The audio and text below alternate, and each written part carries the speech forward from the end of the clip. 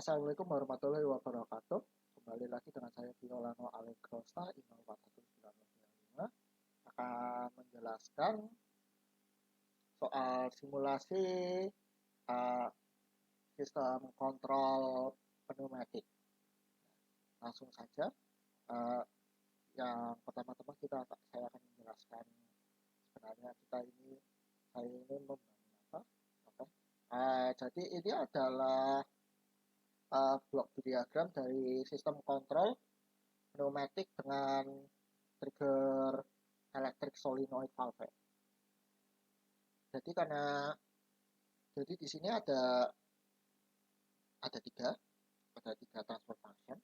Yang pertama yang pasti silinder pneumatic silindernya sendiri. Yang kedua adalah solenoid itu valve-nya, spring valve.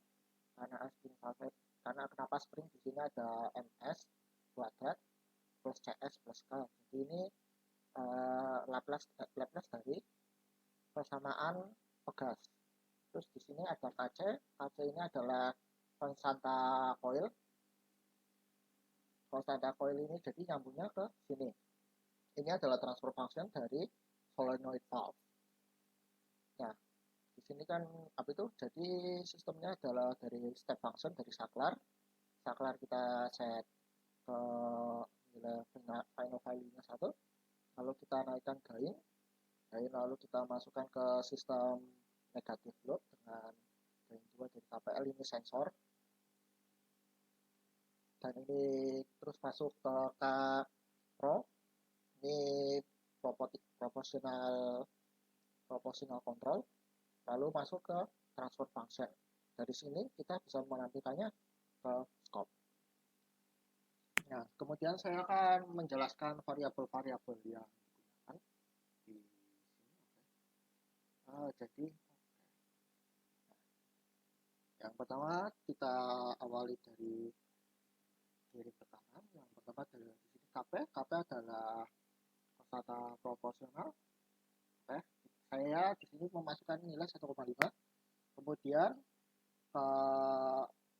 konstanta proporsional yang ini masuk ke sini, saya masukkan nilainya adalah 2. Kemudian dari sini masuk ke L dan R. L itu ada arusnya di sini saya masukkan 0,104 ampere.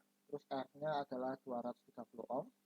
Kemudian blok selanjutnya adalah kaca adalah konstanta coil, konstanta kumparan, kita masukkan 2. Terus MC dan K-nya masing-masing 0,01 dan 100. Nah, untuk yang pegas ini CX adalah konstanta koefisien dari pergerakannya. Saya di sini masukkan nilai 75. Terus di sini AP adalah luas penampangnya 0,0008 meter persegi, jadi kecil di sini. Nah, lalu A sama B di sini adalah rumus dari apa? Dari yang A adalah 1/WN kuadrat dan B adalah 2 zeta dikali WN. Nah, terus variabel bebasnya kita pakai itu di mana? Variabel bebasnya adalah kecepatan aliran flow rate. Nah, masalahnya di sini tidak di semua di sini nggak ada flow rate. Nah, tetapi ada satu yang kita bisa masukkan flow rate, yaitu dari WN dan zeta. Nah, perbandingan WN zeta dengan flow rate ada di tabel berikut. Jadi misal 6 sama dengan 58,11 hasil WN tadi belum saya jelaskan, maaf. WN tadi itu namanya frekuensi natural dari pegas, dari piston ini WN. Lalu zeta adalah koefisien rasio peredamannya. Jadi di sini kenapa WN sama F di sini? Jadi di sini ada apa itu? Biasanya di sini ada bagian pemerlambatannya di sini. Jadi enggak jedet dari di sini WN apa itu masuknya ke, jadi WN apa itu frekuensi natural sama zeta konstanta peredaman. Dicarinya dari persamaan ini. Di sini bisa kita lihat ternyata adalah akar A kuadrat kali KA dikali P1 M dikali V. Terus di sini ada C apa itu F per 2A terus VC 2MK kali P1. Kita kembali ke Simulink. Nah, dari sini kita masukkan ke ini, ke A dan B, nanti mempengaruhi bagian silindernya. Oke, jadi kini kita langsung saja ke simulasinya. Yang pertama adalah kita memakai nilai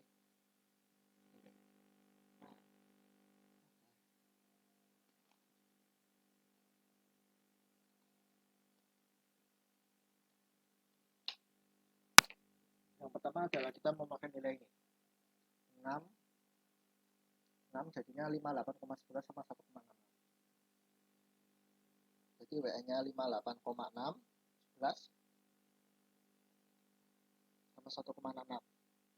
Oke, kita masukkan enter. Jadi nilai sudah terinput. Lalu kita kembali ke stop, ke Simulink.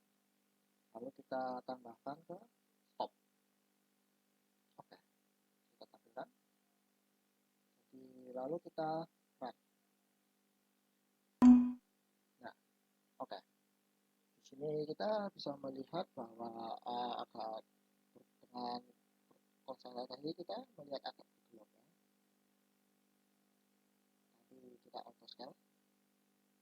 Nah, jadi kita bisa melihat di sini naik dari 0 sampai 0,2 dengan puncak di 0,2 naik di sini, lalu turun sampai ke 0,04, tapi di sini belum stabil sampai ke 0,6 di sini mulai berkurang zigzag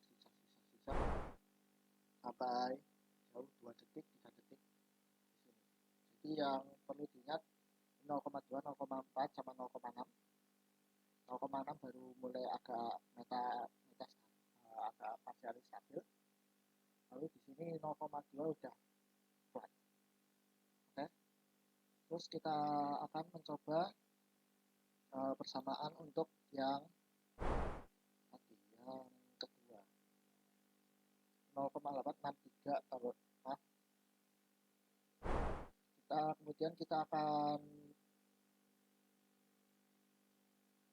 kemudian kita dari sini kita percepat saja, kita langsung mencoba ke flow rate yang 2 kali lipatnya 12 72,58 sama 1,37.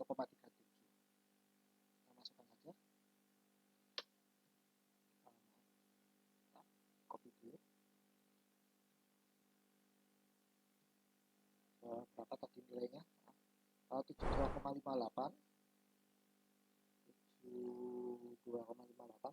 hapus semua saja biar lebih efisien sama 3 asman. Oke, lalu kita kembali ke stop. Nah, di sini bisa terlihat perubahannya jauh lebih drastis. Di sini tadi kan yang kita mendadak naik sampai ke sini 0,2 langsung turun. Itu tadi naik sampai 2, sekitar 2,5. Lalu tapi itu yang tadi 5,8 sama 1,66.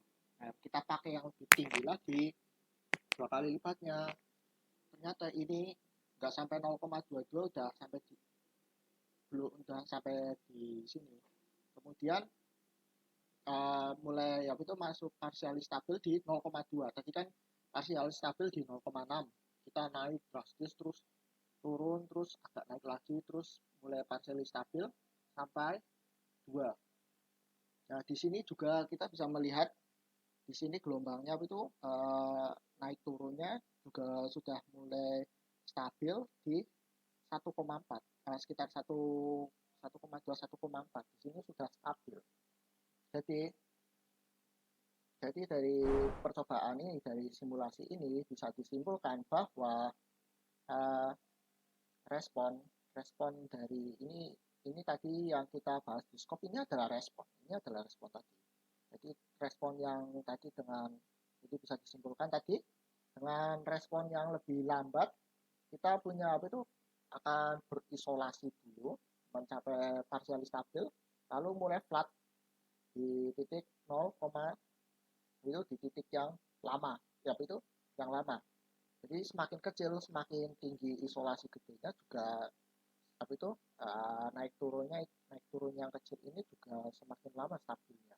Sementara semakin cepat kita masukkan 2 kali lipatnya ternyata langsung dari 0 langsung jebret langsung baru 0,2 3 kali lipat lebih cepat itu sudah partially stabil di sini dan sudah flat di 1,4 1,6 ya.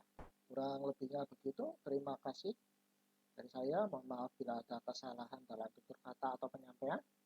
Assalamualaikum warahmatullahi wabarakatuh.